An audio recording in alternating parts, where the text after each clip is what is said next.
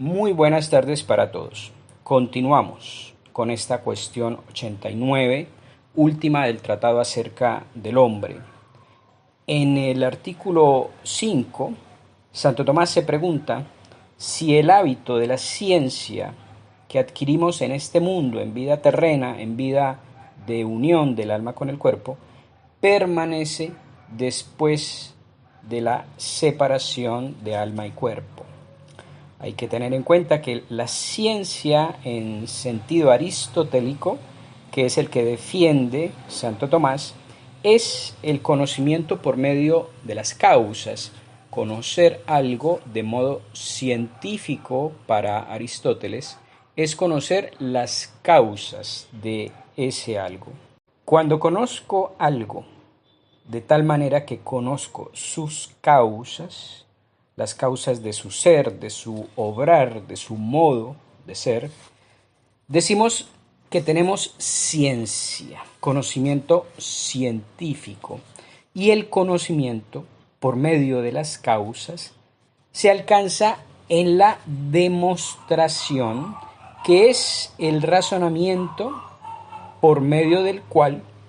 nuestro entendimiento aprehende la verdad de una proposición a la luz de las causas del sujeto. Es decir, sabemos que S es P en la medida en que podamos aprehender que la causa de S implica P. Ya en los videos que dedicamos a la lógica,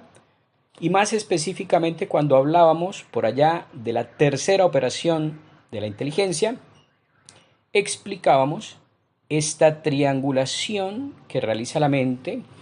en la tercera de sus operaciones al razonar, al demostrar. Ahora bien, de la reiteración sistemática, ojo con esto, de la reiteración sistemática de actos demostrativos, de demostraciones acerca de un objeto determinado, se genera en nosotros el hábito de la ciencia. Todo hábito se genera por actos.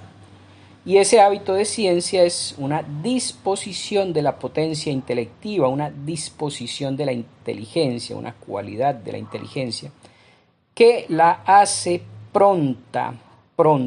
para razonar sobre ese objeto con facilidad y con precisión cada vez mayor. Pero, como en estado de unión con el cuerpo, nuestro entendimiento recurre a las imágenes de la sensibilidad, al sentido, a los productos de la sensibilidad, para abstraer de allí las especies inteligibles, como hemos ya explicado. Sucede entonces que el hábito de la ciencia hace que ese recurso a la sensibilidad, esa vuelta a la sensibilidad para tomar de allí su materia prima, por decirlo así, sea cada vez más expedito, más seguro, más pronto, más ágil. A la vez que dispone ese hábito a la propia sensibilidad para que preste al entendimiento un servicio cada vez más idóneo. Entonces, en estado de separación del alma y el cuerpo, claramente no podrá permanecer el hábito de la ciencia en cuanto a esa disposición de la sensibilidad para servir al entendimiento, porque claro, no habrá sensibilidad, no habrán órganos de los sentidos, pero sí permanecerá el hábito de la ciencia en cuanto disposición del propio entendimiento a su ejercicio. Algo parecido ocurre al guitarrista profesional. Esa alma separada de ese guitarrista conserva el hábito de su arte, del arte de tocar la guitarra, en la medida en que está ese arte radicado en el entendimiento, pero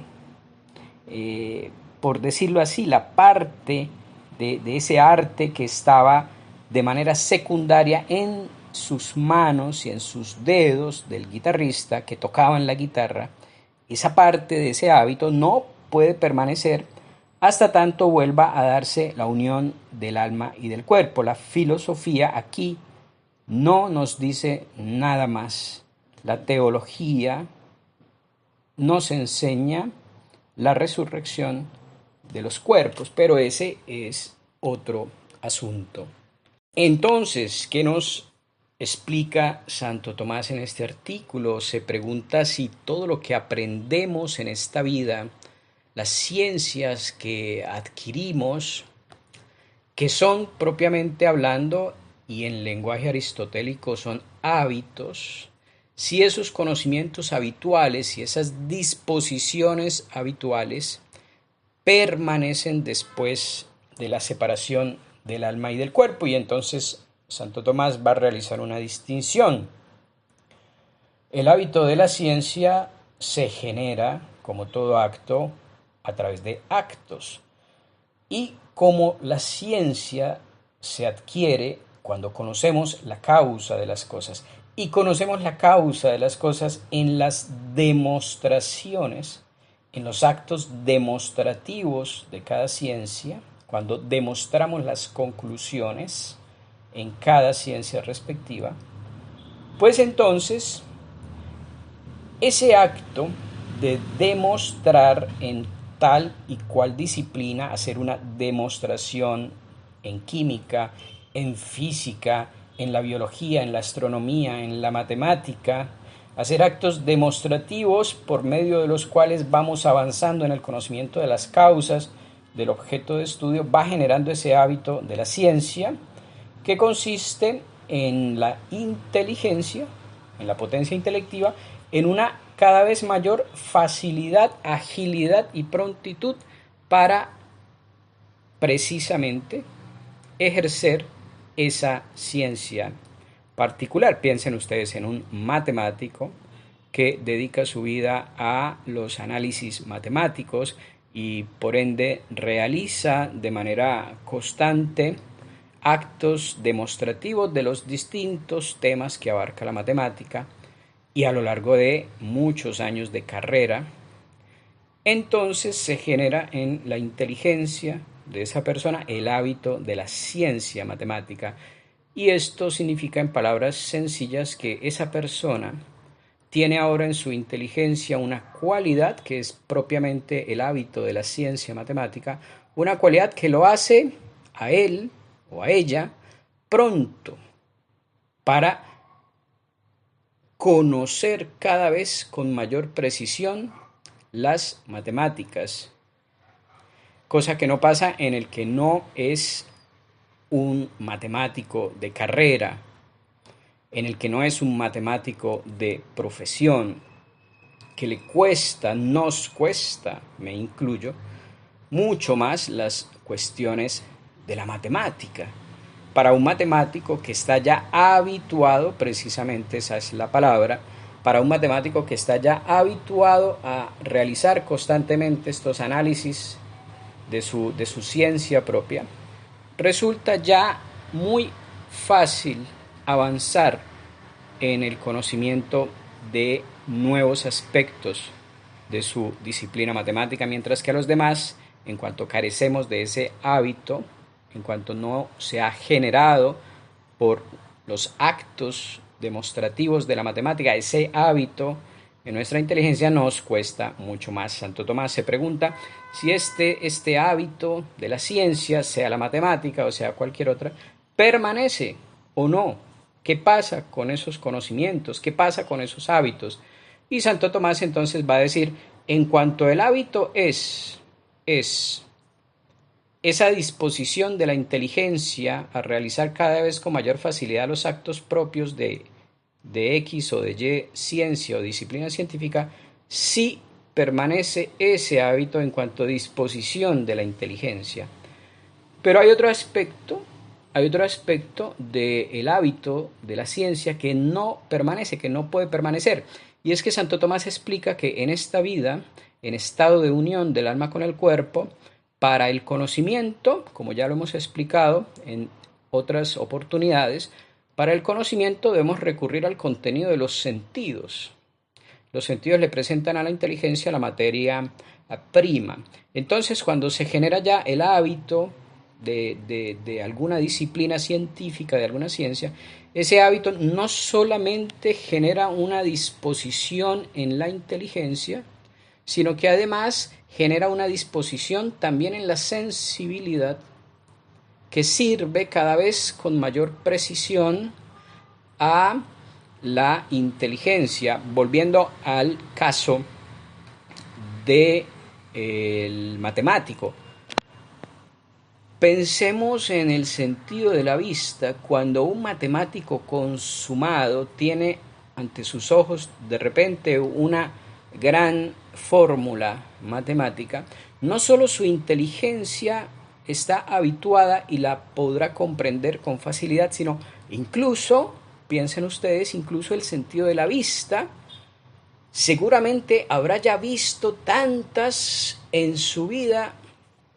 que cuando ve en la hoja de papel la gran fórmula matemática, renglones y renglones de una enorme fórmula matemática, la misma vista, el mismo órgano de la vista, sus ojos, los ojos del matemático, perciben incluso de manera distinta lo que está escrito ahí en el papel, lo captan con mayor totalidad, tienen una visión, tienen una panorámica de esa fórmula escrita en esa hoja, mucho mayor, mucho más totalizante que lo que puede ver alguien que no es matemático, que tomamos en nuestras manos uno de estos libros llenos de fórmulas matemáticas y resulta que incluso a nivel de nuestra vista nos agobia, nos agota, nos satura y ya como que queremos pasar a la siguiente página. Hace poco estaba su servidor leyendo un muy interesante libro sobre los últimos descubrimientos astronómicos y su relación con la existencia de Dios, y de repente encontré un par de páginas repletas de fórmulas matemáticas y físicas. Y claro, al no ser yo ni lo uno ni lo otro, ni matemático ni físico, la sola lectura de esas páginas ya me produce cierto agobio, cierto cansancio, cierta incapacidad y tengo que pasar esas páginas rápido para encontrar nuevamente texto. Que ahí sí la vista descansa en mi caso, que ya estoy habituado al texto, a la palabra escrita. Entonces resulta que el hábito de la ciencia dispone no solo a la inteligencia, sino también a la sensibilidad que sirve a la inteligencia. Dispone los órganos de los sentidos a servir mejor al acto de la inteligencia en X o Y ciencia o disciplina científica. Está el ejemplo también del guitarrista que posee ciertamente en su inteligencia ese arte de tocar la guitarra, pero ese arte se ejecuta a través de los movimientos magistrales de sus manos y de sus dedos. Entonces, después de la separación del alma con el cuerpo, permanece en el guitarrista ese hábito, ese arte del tocar la guitarra en cuanto a disposición de su intelecto, pero no en cuanto a disposición de sus manos, porque esa parte está impedida por ausencia de órganos corporales en cuanto hay ausencia de cuerpo. Ahí se detiene la filosofía como diciéndonos, bueno, debería, para que cierre el círculo, para que tenga sentido, debería y sería muy conveniente que se diera la la unión nueva de alma y cuerpo, pero ahí la filosofía no avanza más y guarda silencio, y es la teología la que toma el relevo y nos habla del dogma de la resurrección.